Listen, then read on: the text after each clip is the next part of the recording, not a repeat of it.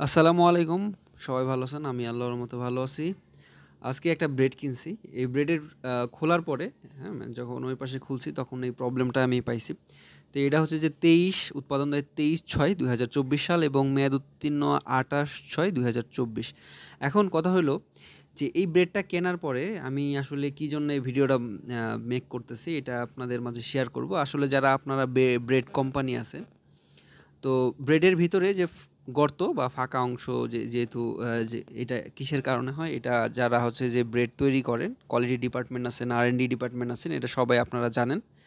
তো আমরা যেন প্রতারিত না হই মানে এই যে আপনাদের এই যে প্রবলেমের কারণে আমরা আসলে অনেকে এরকম ব্রেড কিনবে না, বলবে যে আমি এই ব্রেডটা কিনছি এরকম কেন, হ্যাঁ ভিতরে।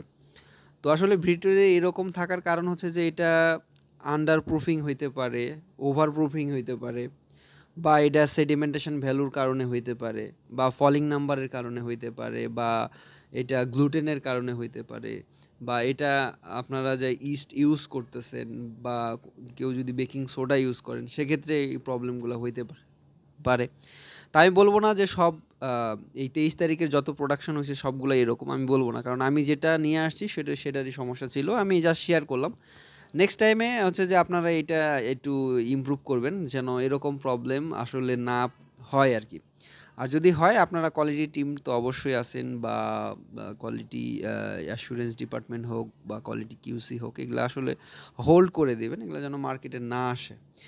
তো সবাই ভালো থাকবেন। আর বেশি কিছু বলব না। কারণ হচ্ছে যে এটা আসলে আম সবারই অনেকের চোখে পড়ে না। যখন কাটিং হয় এটা আসলে অনেকে দেখে না। আমি আবারও বলতেছি এই ব্যাচে পুরাটা এরকম নাও হইতে পারে। শুধু আমি যেটা আনছি সেটারই প্রবলেম হইতে পারে। যাই হোক আমি চাই যে আপনারা যারা ব্রেড কোম্পানি আছেন অল টাইম বলেন, বেকারস বলেন বা ফুয়াং বলেন বা আকিজ বেকারস বলেন, যেই বলেন না কেন যারা আসলে আম এসব আমরা খাই। এসব অবশ্যই আপনারা একটু দেখে তারপরে মার্কেটে ছাড়লে বেশি ভালো হয়।